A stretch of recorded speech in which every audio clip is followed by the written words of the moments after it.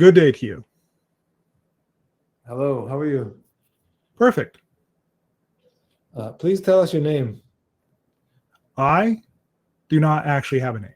I have a designation that I delivered to the channel, which is Ethium. Hello, Ethan. The channel told us a little bit about you, but if you don't mind, I would love to hear it from you. Maybe you can tell us a little bit about yourself, where you come from, anything that you think maybe we'll find interesting about you. I was born on a ship. I come from the planet Essassani. I am part of that civilization. I am an explorer by nature. I explore different levels of reality, different ways of existence that would not be normal to what you as humans considered to be possible. I explore consciousness. I explore what it means to be a being in creation.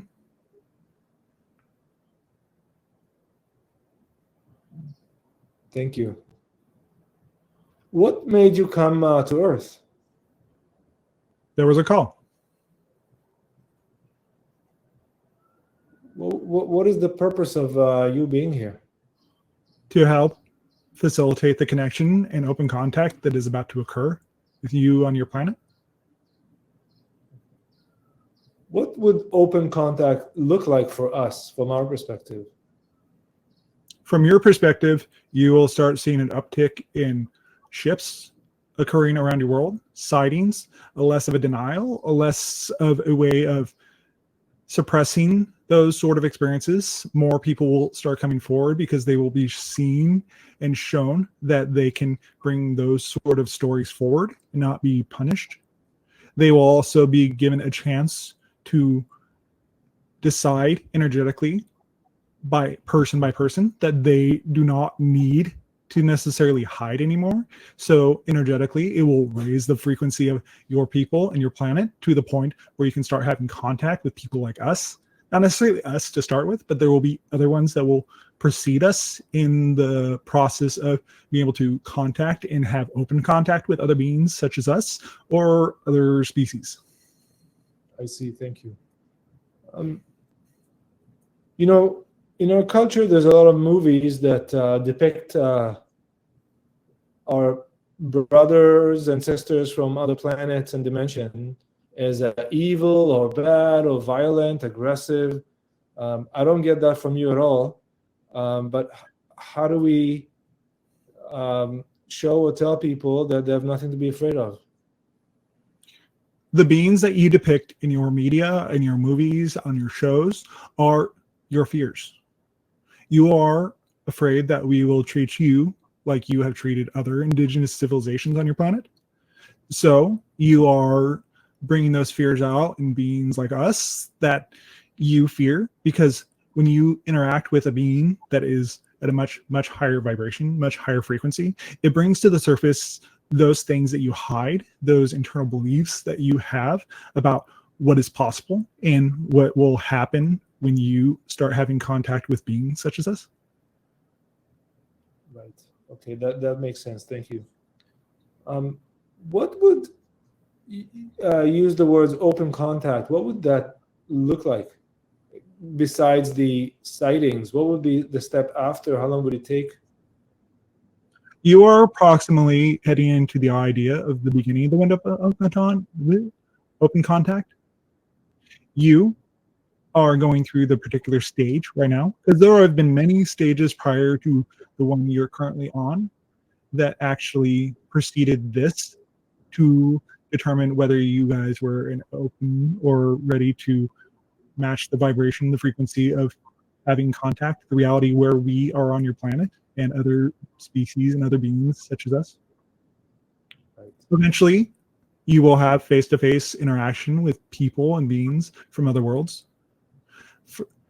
The technology, the way we contact and have found it to be much easier, is to come through channels such as the Bajar, such as Ryoka, through the conduit in front of you, or other species, or other beings.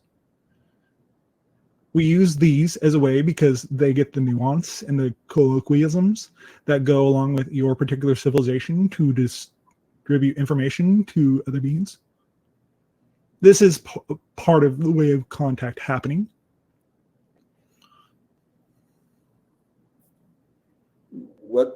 Thank you.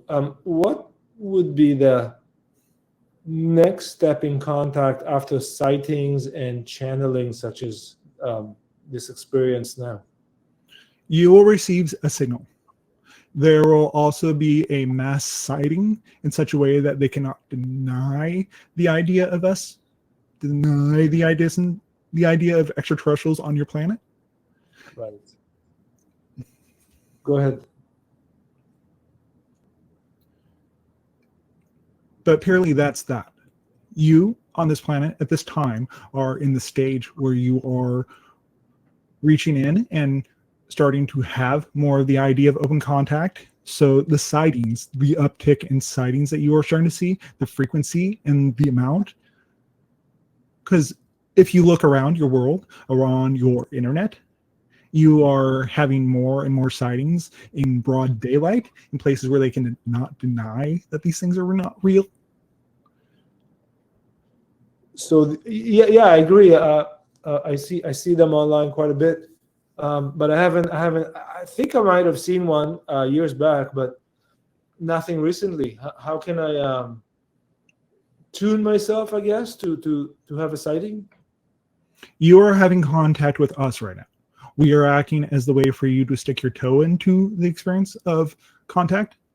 Right. You are having more open sightings because the channel himself always kind of knew that aliens existed. He was more open to the idea of channeling and becoming a conduit for us to be able to distribute information. So him right now is your way of having the contact more face-to-face and being able to ask the questions that you need to ask to be okay with the experience of having contact. Thank you. That's a very nice way to put it. When I was a child, I loved to read books about space and anything to do with space. And I remember being very excited in physics class to calculate escape velocity. Is this because I was tuning into eventual contact years in the future from then? Yes. You on your planet always do know and have a hint, an understanding of you are more than what you physically see in front of you.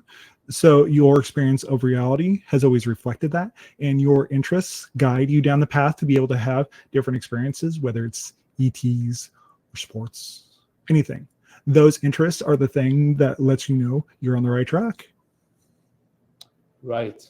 Same as choosing your or knowing your life mission is what excites you and you naturally turn towards, right? Yes. If it did not excite you to have the conversations with us at this time or the channel, would you do it? Sorry, come again, please. If you didn't find it exciting to have contact with us and other beings such as us, would you pursue this avenue? Of course not.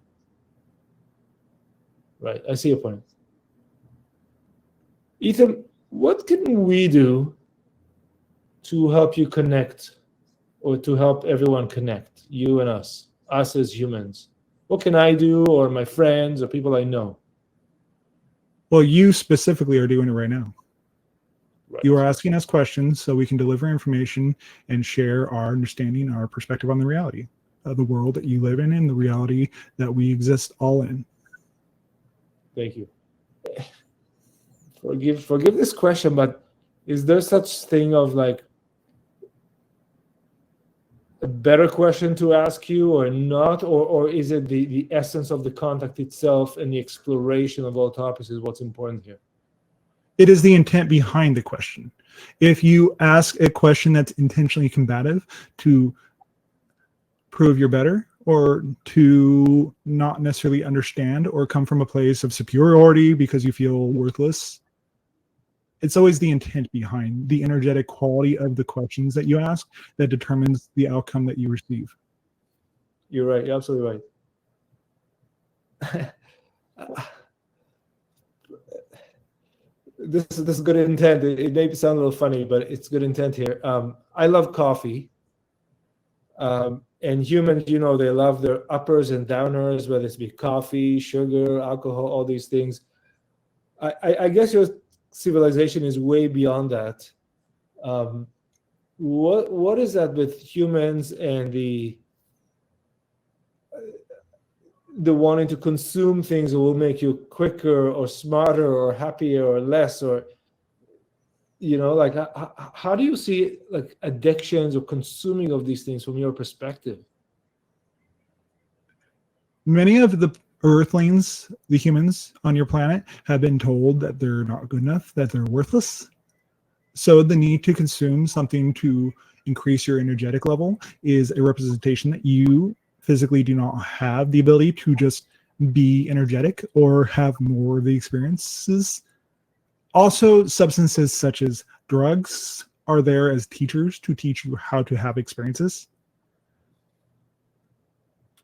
So it's not a blanket good or bad. It's really the intent, the usage, the outcome, I guess, that creates the value there. Well, the idea of good or evil is more of a value judgment in nature. So you, as a being, decide what you want to have or your experience of a particular substance or a particular experience in general. It's your choice.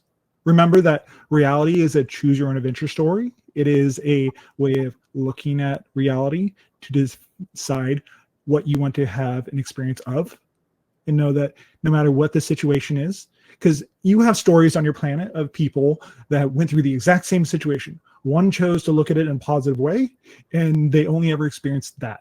And one looked at it as, oh my God, the world is horrible.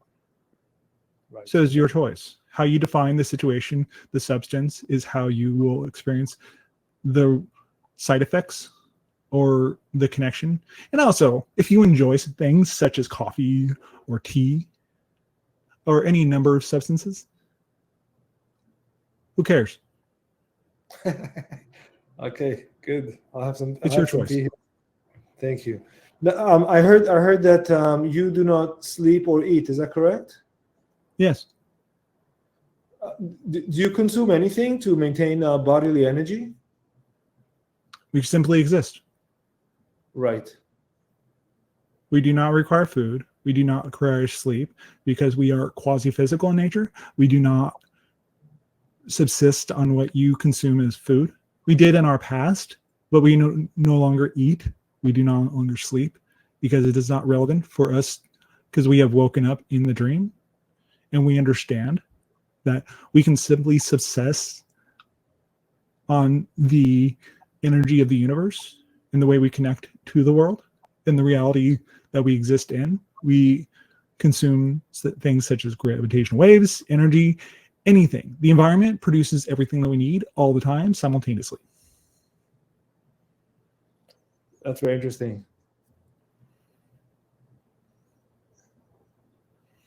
Can you tell me a bit about your culture? Do you guys have a planet, cities, villages, anything like that? On my world, we have a few structures. Most of the nature itself has been left natural. We have temporary structures, but we do not generally have structures as you know them to be permanent. They are temporary, there to be used, and then they return back to what they used to be. We have many jungles, many plains. It's mostly temperate. We do not experience the idea of extremes like you do on your world. Mm-hmm. We have 3 large spheres that circle our planet: Epsilon, Epiphany, and Eclipse. They are giant supercomputers that keep our world balanced all the time. We have motherships where most of our people actually are at. And they have ships, smaller ships such as mine, that leave and come and go all the time. We have 9 planets in our system.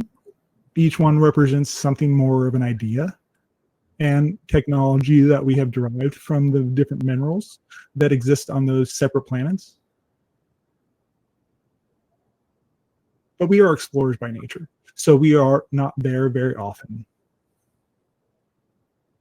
It's phenomenal. How many Essasanis are there? At this moment, Yeah. currently on this planet, we have 350 million Essassani incarnated into humans currently. But that changes from time to time because the connection itself is dynamic. We are not completely bound to the physical form. So even if we are incarnated on your planet in your forms, we do not necessarily have to stay there. But generally, most of the population of our civilization is incarnated on your planet at this time. As humans? Yes, many of you. Right. So, but the human would not know those Essassani. No, but there are some markers that are very easy to know what to look for if you know what to look for. Are you free to elaborate on that? No. Okay. How could I know if I'm Essassani or other incarnated alien being?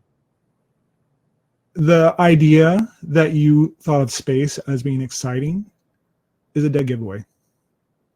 I see. Fair enough. Yeah, I'm yeah, go ahead. I did not speak. Oh, I'm sorry.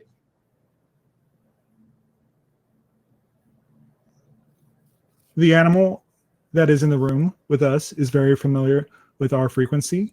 So he can sense when we are coming and going. He can also sense when there are other beings in the room with us. Of course.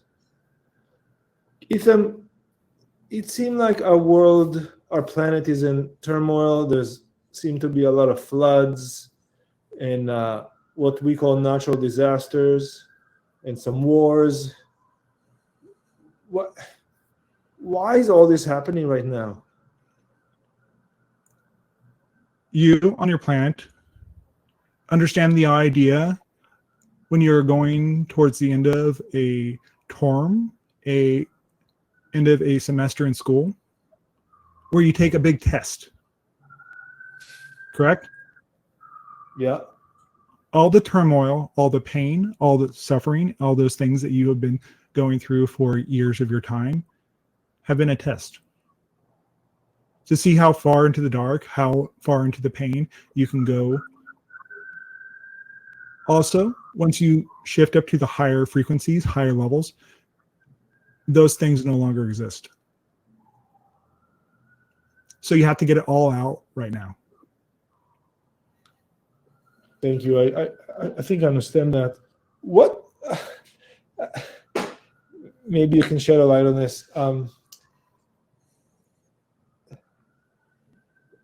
How many of us need to awaken to get it in order for everybody to say, okay, that's it. Like, we're done with this and we're going to move to a peaceful, beautiful life. All of us. Approximately, you need to reach the point where 10% of your population has energetically shifted to higher frequencies. It's not an approximate number, but it is a approximate percentage, right, that will cause a cascading effect on your world to spread throughout the entire population. Roughly 10%. Thank you. Are you familiar with the term 100 monkeys theory? Yes. Would that apply here? Obviously not 100, but 10% will be the 100 monkey theory kind of thing?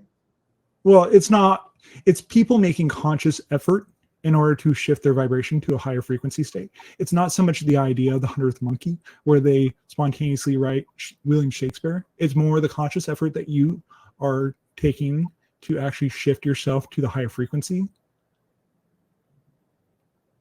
Right, thank you. Well, you got a great sense of humor too, I have to say. We find you hilarious. Thank you.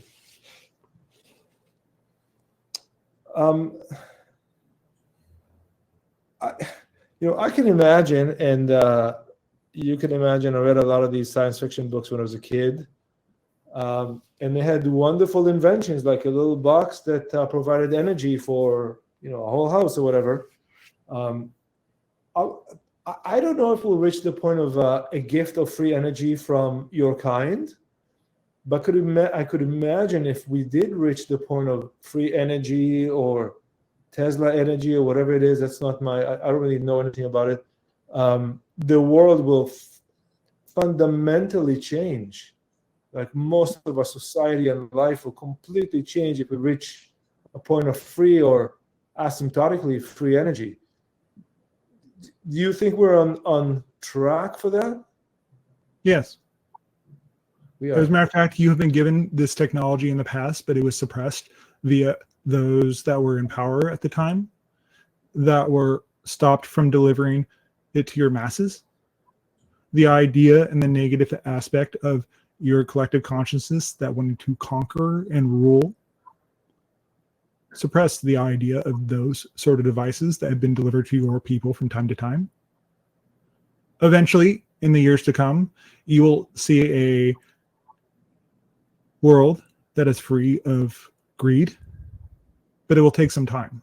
It is not something that will happen overnight. Right. In our lifetime, you think? Yes. That's good. Just remember, it's all a process. It is all a process. To be able to shift your world from moment to moment, many of you humans are not particularly ready to have such a large jump to a reality where you do not require greed or money or technology that could change your world, because you're not ready. Yeah, we're not ready. Yeah. Sorry. When you are ready as a collective, you will make the shift instantly. Right. Yeah, I see. Because a lot of us are still tied to the idea of ego and money and matter and how much I have, and I have to have more than the other. Yeah. Yes. Right. With it. Well, you said the technology was introduced, so the technology does exist, suppressed by powers that be. Would powers that be release this energy, or we'll have to release it from another source, so to speak, to bypass whomever is holding this technology secret now? Eventually, when you are ready as a collective, you will start seeing it arise everywhere. You, as you shift into higher frequencies, will naturally see these things develop and become part of your society.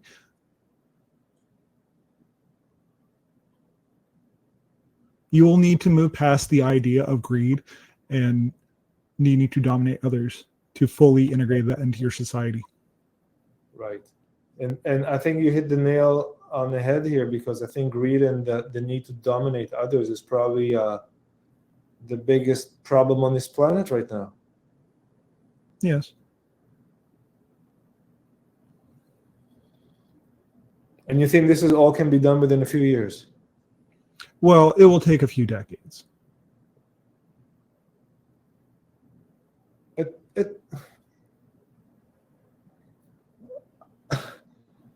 A few decades is fine, but how do I talk to someone who only sees power and us versus them, versus saying, like, these guys on the other side of the line on the map, they're actually the okay guys too? Be the example. Be the example. The more you fight another person with this particular experience and point of view, you buy into their idea. Right. Be the example for those that need it, with the understanding, and live and be the living example of what it means to live in this way. Right. Yeah. I see. Right. Absolutely. I want to ask you a little bit about money as the dollar, the currencies, and cryptocurrency. Now, these ideas, I see them as a form of energetic exchange. I heard you saying to someone that money will still exist. Is that correct? Yes, but eventually it will be abandoned. Right. If I have free energy, I don't really need money because everything is available, right? Yes. So ultimately, when you reach the point where you have free energy around your world and stop polluting, stop trashing your world, you will ultimately find that you no longer need the idea of money. right, it's the same vibe. I get it. Yes. What's the deal with cryptocurrency? I mean, nobody knows where that Bitcoin came from, supposedly. Nobody knows if it's real, and then people treat it as real. What is Most it? of the things in your reality, most of the things you value, only have value because you give them value. Right. Yeah. I mean, you're right. According to this, it doesn't really matter who invented or not invented Bitcoin. Yes. But us humans, we're always so obsessed with these little details for some reason. You have seen the show Rick and Morty, correct? Me, no. There is a scene in that show, because this channel is a fan of that show particularly, where the idea of money that was brought onto the planet from another civilization lost all value.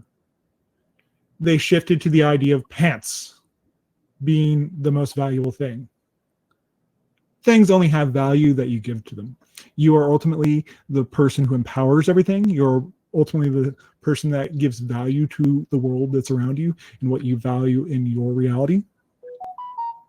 Right.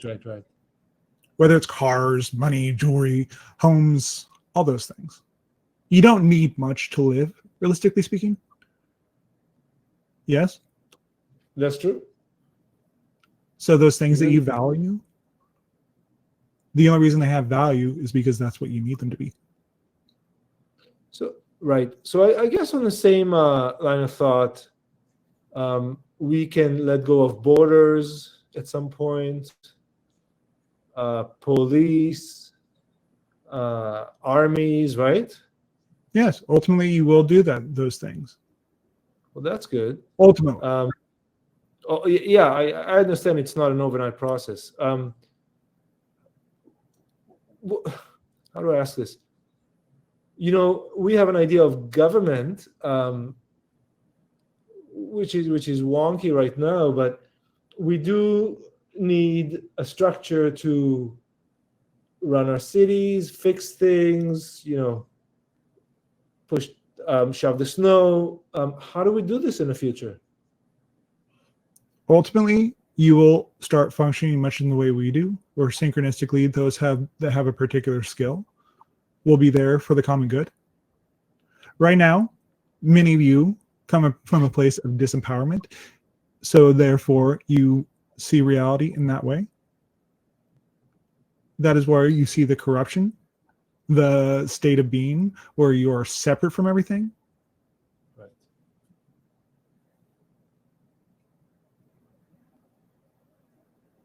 So there will be a future where we are fully integrated with other star beings. We live freely, and we each pursue our dreams and wishes. And if we all do so, everything works anyways, right? Yes. That's good. I like that. Ultimately, you will lose the idea of borders, the idea of needing to invade other people to get resources. Right. Right now, you are shifting through the idea of extreme negativity in the way that you are to help each individual person involved around the situation to be able to determine what kind of reality they would like to live in. Yeah.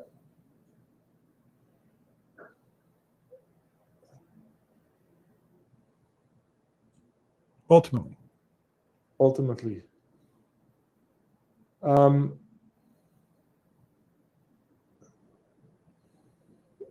Is it true that the Earth population is on a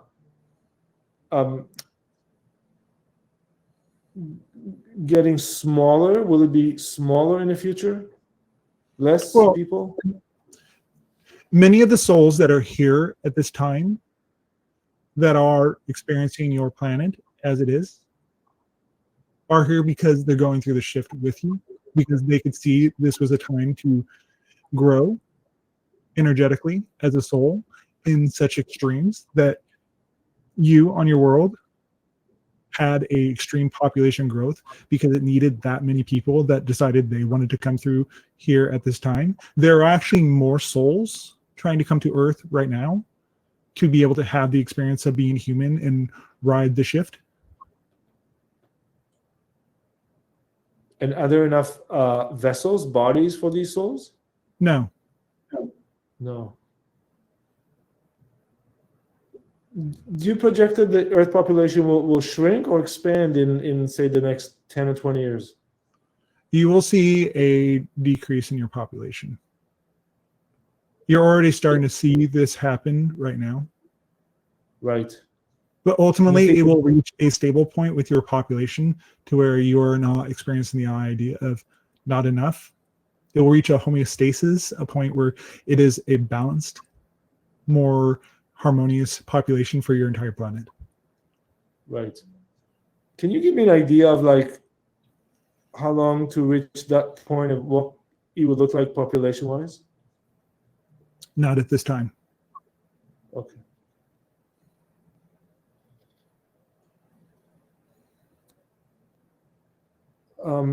I heard or read somewhere that children that born here on the planet after maybe 2010 or 2012 our time are completely different than, say, myself and people around my age bracket. They're completely different. Is it true in some way? They are the beginning of a new species. And what is that species? Homo galacticus. They are the beginning stages of that expression of a soul on your planet. You are Homo sapien, right, and they are Homo galacticus. They are the next stage in your evolution. I love it. Is their DNA different? Yes. In what way? They are expressing the idea of more of the genetic material that was in your genetics, and it's more of it's turned on because they are approaching the idea of evolution. So therefore their DNA is also expressing the idea of more of that DNA turning back on that was originally given to you when you were hybridized to begin with. Right. So they express more of galactic alien DNA that is within them already. Yes. Can I evoke that part of DNA in me? If you reach a particular frequency, a high enough vibration, more of the DNA itself will start turning back on its own.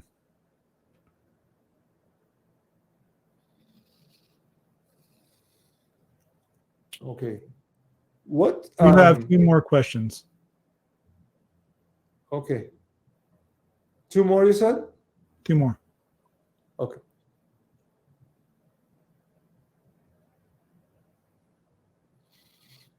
What advice can you give the people of Earth to have a healthier life?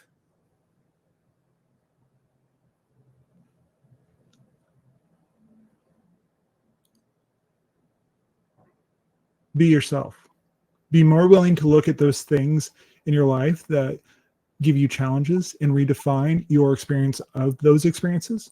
Be willing to grow and be able to shift yourself to higher perspectives and understand that you as a being chose to come here to have the experiences with the other beings that are here with you. Understand that you are the reality that you live in and the experiences of those realities. Yes, thank you. Okay, my last question is, what can I do to make the channel more comfortable, or is there anything at all I can do for the channel to help it? No, you are doing a sufficient job currently. Thank you very much today. Good day. Good day.